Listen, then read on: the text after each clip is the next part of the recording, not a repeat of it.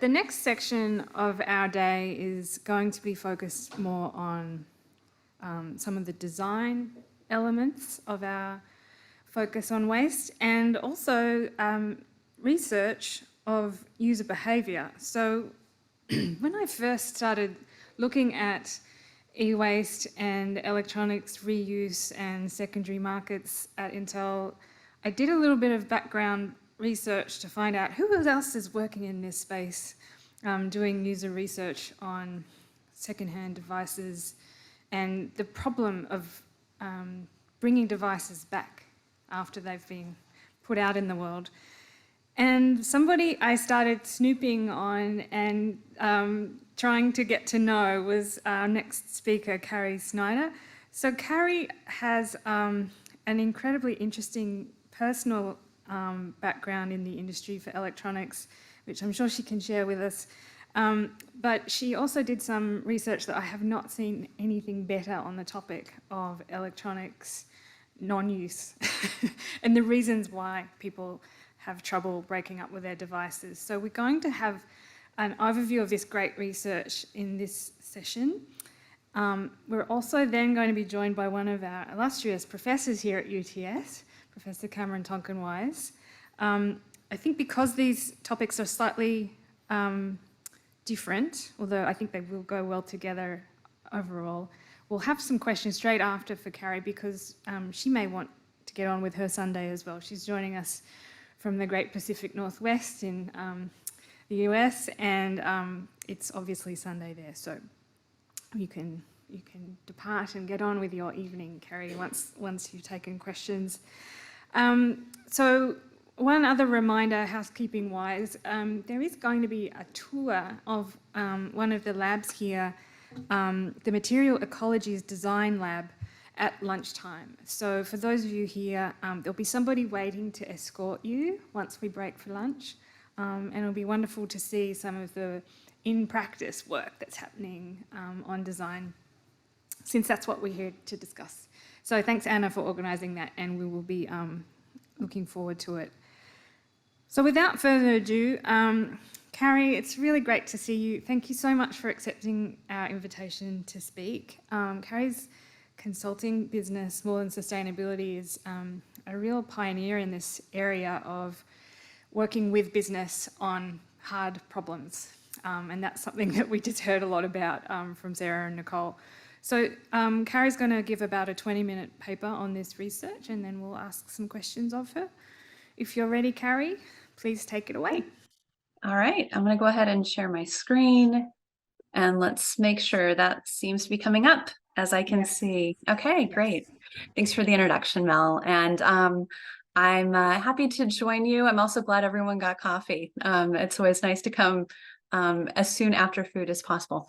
So today's presentation that I have for you is called Breaking Up with Our Products. And I think you'll understand why I've entitled this presentation that after we talk through some of this research. And I want to give credit to the co-researcher who did the work with me, John Rooks, from the SOAP group. And we'll dive into a little bit more of the details. So I also want to mention that the data behind this research is available, and I'm saying that because it's not always the case. Google Consumer Hardware Sustainability Team actually funded this research, and we agreed that it would be open sourced. So if you want access to the entire set of video interviews, professionally edited transcripts, please reach out. I'd be happy to share them, or you can just take the summary and run with it as well. But happy to have other people look at this information and be able to do work on it. So let's talk about what we researched. So really our objectives were, we knew this, and there was already existing literature on this, that durable goods can enter this state of hibernation where they're no longer in use, but they haven't been dispositioned yet. They haven't been sent up for recycling. They haven't been sold. They haven't been given away. They're just staying idle, usually in people's homes or their storage areas. And that's true for all durable goods, not just electronics, but we were focusing specifically on electronics. So this was qualitative research that was exploring that phenomenon. And we were looking at smaller consumer electronics. So large things like TVs were not included. But I'd say anything up to a laptop was definitely on the list of what was in scope. And we were trying to understand, there had been a lot of research done in Europe. We were trying to understand if some of those research conclusions held for US customers as well. But we ended up creating our own framework as a result of the research. Our scope was 50 people across the US. We chose our interviewees to roughly represent what was current US demographics. And they had a range of self-stated environmental attitudes. They weren't just the green consumers. They were really people from all over the place who were willing to talk with us. And they were compensated for our time because we spent an hour with them going into a lot of different detail. The thing that we asked them to do is we actually asked them to have their devices with them to show during the interview. We had also had them do an application where they sent in pictures and a short little video, but during the interview, we asked them to tell the story about each of their hibernating devices from the point of acquisition to the present where they were hibernating, so that we could kind of understand that journey and that story behind them. And really, depending on the answers, we asked further questions. We had a set of questions we were trying to understand, but when we found a topic that was interesting, we went down that rabbit hole with those consumers so that we could really be able to understand what are all the possible issues that we needed to understand. And what we got out of this research, again, there's, in 20 minutes, I won't go through all of the details about how we got to this conclusion, but what we found is there was this set of about 7 reasons. And generally they needed to be solved from top to bottom, but that wasn't absolute. The first one was even knowing that they had something they could do with their devices to hand them off. If they didn't know that there were any options, then they weren't considering pulling them out of their closet or what have you to do something with them. The next one was around this idea of expecting compensation, and it could actually be financial or social. Some people absolutely did want cold hard cash for their devices if they were going to give them up, but for other people, just knowing that it was going to a good home, that it was going to be in use, especially if it was a functioning device, people hated to see things wasted. That could actually overcome some of the financial concerns, sometimes, but not always. The third one was nostalgia about the device. So we met a lot of people who were saving the iPod they ran their first marathon with, or their flip phone so they could tell their great grandchildren about it. There is a bit of saving and nostalgia about the electronics devices themselves that came into play. The fourth reason I'm sure we're all familiar with, because most people I know do have some hibernating electronics in their home, and that's really around keeping something as a backup or keeping something for possible future use. So having a spare on hand, this is especially common for phones. If your phone breaks, knowing that you've got one right there that you can use was really important to people, although sometimes, they bought a new one and then they had 2 backup phones and so on, and it snowballed a bit.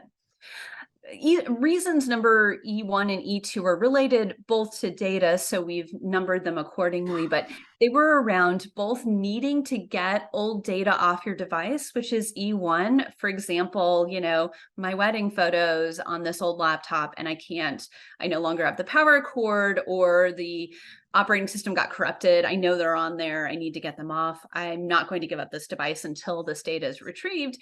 Or I need to wipe my device. It had sensitive financial information on it, like bank account logins or something like that. And I'm also not willing to give this up until I have this data removed.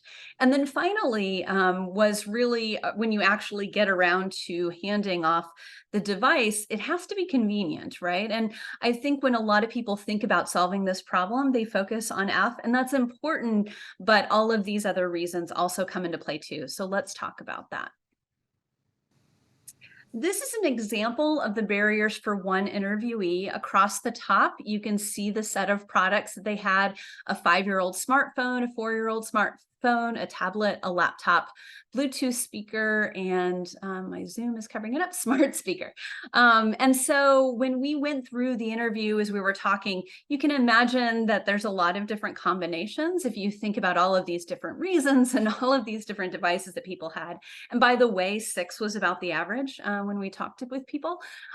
So there are some unknowns where we didn't get a chance to really talk about that particular barrier and whether it applied to a device. You can see there's certainly some yeses for some products. There's certainly some nos. Occasionally would label it maybe if the consumer was giving wishy-washy answers. But why I'm showing this to you is to give you a sense that it isn't like there's an amorphous pile of no longer in use devices in people's homes. They actually think about them differently. So for example, if we were to help them become aware of their handoff options for their 5-year-old smartphone and deal with their expectation of some form of compensation, then it's possible, depending on what was true for these unknowns, that we might be able to retrieve that device from them. On the other hand, for the 4-year-old smartphone, we would also have to help them with their data removal needs. But on the other hand, having an awareness of handoff options wasn't really what came up. For them, they're keeping their laptop as a spare, and that's a different problem that we need to solve for. So you can imagine if we just create solutions that hit 1 or even 2 of these, it's possible it gets blocked by other reasons on the way out the door. And overall, there's some later research that we've done, and we're starting to wonder if there's even a last barrier, which is urgency to act at all. You may know all these things, it may be easy, you may be ready to let it go, but getting time to do it in your busy life is also something. So that's one thing to keep in mind too, is we actually do need to motivate people to take action now rather than later. And I'll talk a little bit about that in a summary. This was not a quantitative study, as I mentioned, but we did want to understand whether some of these reasons were more common than others. And so on the left, each blue-gray bar represents one product that we discussed.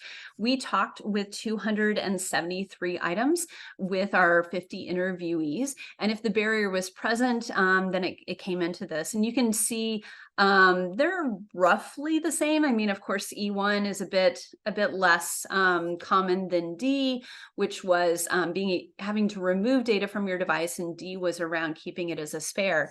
I would love to see future quantitative research to help really understand the frequency and see if that varies across, different countries, different populations, and so forth. But we did see, frequency around all of these reasons. I'd like to talk about perceptions of value because it was one of the more eye-opening parts of our research, and really why we got to the point where we felt like getting rid of your electronics devices can be like breaking up with them. But we found that many of these hibernating devices were still functioning. And even if they were broken, they were seen by users sometimes as potentially repairable. And so as a result, I would put this out there as a sort of public service announcement. It's great not to call these things e-waste. We actually found that term didn't resonate with people so much because if you have a device that's still functioning, to call it waste doesn't really resonate with people. So having other names for these types of devices, of course, there are some things that are broken and non-repairable, and the consumer would absolutely label it as waste, but that isn't universally true for all users and all hibernating devices. So something to be aware of. Secondly, we found that users frequently discuss the value that they assign to their products. And that could be emotional value, it could be functional value, it could be financial value. And then when they were thinking about the idea of disposing of these devices, they were thinking about what sort of alternative value they were going to obtain from dispositioning them. Is someone going to pay me? Am I going to feel good because I've helped someone who's less fortunate than me? Those sort of things are all sort of coming into a calculation in the user's heads. For example, we did, and their electronics are expensive, right? When we talk about consumer electronics, You can talk about, a phone that can be $500 to $1,000. They felt that they had paid a lot of money originally for it. And especially if the device was still working, they felt like it really must be worth some amount of money to someone, even if it was a flip phone, honestly, for some people. So just recycling it didn't seem appropriate if it's still worth some money. Alternatively, some users did just express this desire to help someone else, right? For someone else to be able to get usefulness from the device and to be able to help people, right, by donating the device to them. So those sort of exchanges of value were absolutely part of the conversations that we were having with these consumers. And altogether, their attachment to the device, which really started even before the point of sale, right? Through the marketing that attracted them to buy the device in the first place, all the way through their experience with the use of the device, which sometimes you might be surprised if you're not this type of person, but some people are quite emotional about their attachment to electronics. This later creates barriers to being able to disattach from them, which is what they're going to need to be able to do to hand off that product for secondary use. And so this slide is something that I show a lot to people, is, that electronics devices are not like household recycling. When you get done with a carton of orange juice, you don't stick it in a drawer while you figure out what you're going to do with it later, right? That would just be unheard of. And the reason is because most of our household recyclables are actually completely considered waste. So I mentioned that electronics aren't always considered waste when they're hibernating, but when you get done with, a piece of paper or a aluminum can, it is waste to you. And all we need to do is create a system that's convenient enough for you to be able to put it in the recycling bin instead of putting it in the trash or out in the environment. That's a different problem than what we're actually dealing with electronics. And I say that because sometimes I see people trying to apply the work we've done on household recycling, which is admirable, but it's a different situation than what you have with durable goods. And this is actually a picture of one person's e-waste. They're hibernating devices. I think I've counted 12 phones in this picture. There might be some hiding under those cords. So, there is certainly a huge opportunity for us to be able to pull these items back into circulation. But it is going to be different than the household recycling problem. If I look into what I think are some of the potential future lines of inquiry, one is, as I mentioned, quantitative research that would further refine that barrier stack and its frequency with users and their products. This was, as I mentioned, just qualitative research. We also found that a lot of the reasons why things went into hibernation in the first place is because they were offered some sort of trade-in. And I don't know if that term is universally used, but the idea that, when you go to buy something new, you can hand in your old device and get a discount off of your new product. That trade-in offer was failing a lot for these users. And I think this is a huge opportunity for things like cell phone carriers, electronics, the electronics brands, to really try to understand how can we stop this failed trade-in from happening. Because once it goes back home with that user, or once it never leaves the home in the first place, it becomes entrenched, and it's really hard to get their attention to be able to pull it back out later. The trade-in moment is really a key one, and we seem to be failing on it a lot. In fact, there's also many situations where a trade-in offer doesn't even get offered to the consumer, right?